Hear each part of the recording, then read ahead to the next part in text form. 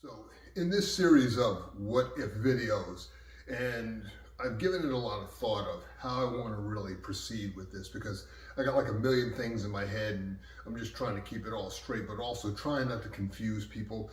So what I'm going to do in this video is discuss a little bit of the lineage of Warrior Flow and why we think the way we think and why we train the way we train. And this is, not to cast aspersions on anyone else.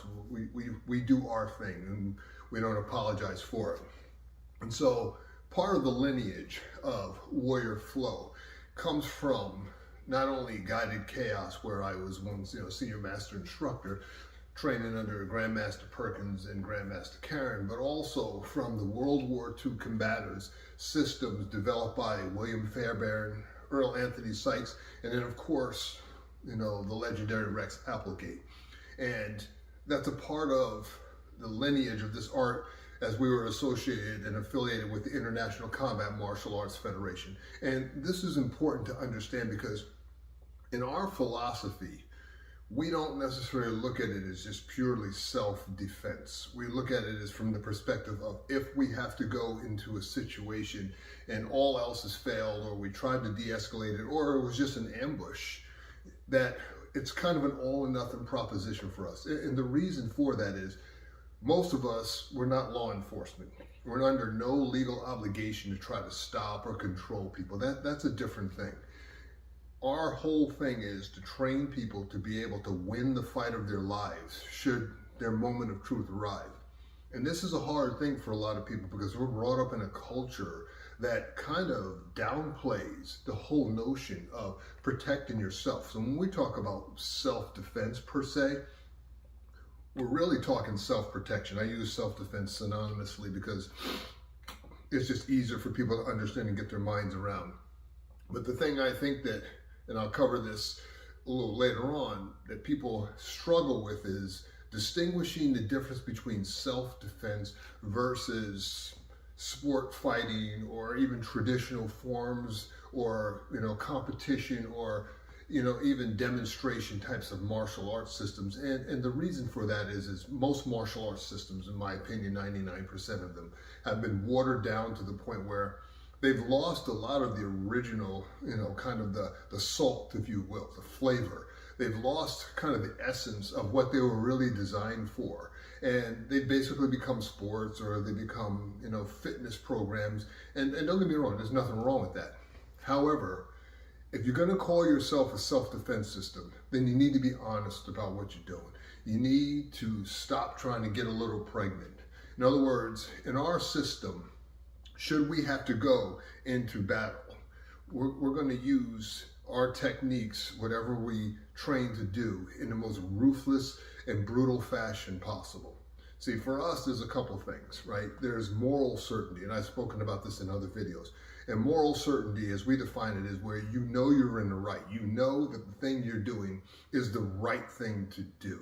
Somebody's messing with your wife, somebody's messing with your kids, somebody's even messing with some innocent bystander and you're just trying to help them out, whatever the case may be, or they're trying to attack you.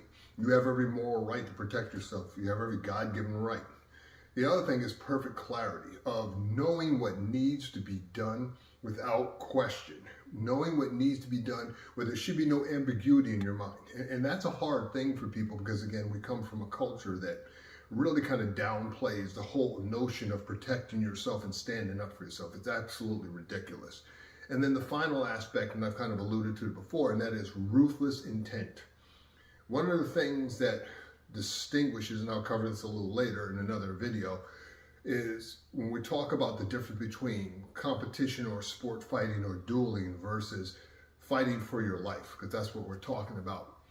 It's not so much that there's a big difference, it may be in terms of technique, as it is the intention. And this is what we mean by ruthless intent, of bringing the fight right to the enemy and destroying them in the most brutal and efficient manner. And that's a hard thing for people to grasp, because especially in the self-defense industry, because people say, oh, if you say that kind of thing, people may take it the wrong way, blah, blah, blah. Yet, Smith & Wesson sells guns. And nobody, unless they're just not paying attention to how the world works, thinks that a handgun is for hunting deer or hunting bear. I mean, you can try it, but it's not going to work out for you. It's not going to be a positive experience for you. The point is, there's no ambiguity about what the products that Smith & Wesson or Colt or Beretta or Taurus or any of the gun manufacturers, there's no ambiguity or question of what those products are designed to do.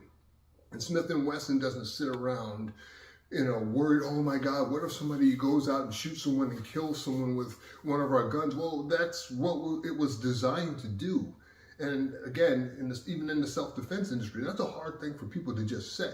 And my point is, if you're training people and you're training them in skills that are potentially lethal, yeah, use common sense, but there is a time to use lethal skills and there's a time not to. There's a time to use a gun or any kind of other weapon, and there's a time not to.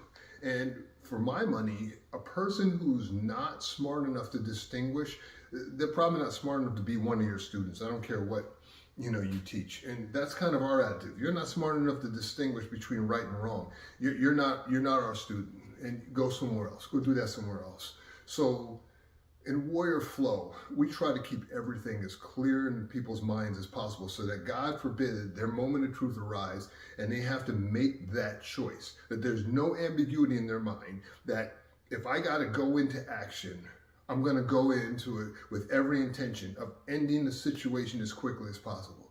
And if I can subdue somebody and knock them out, great.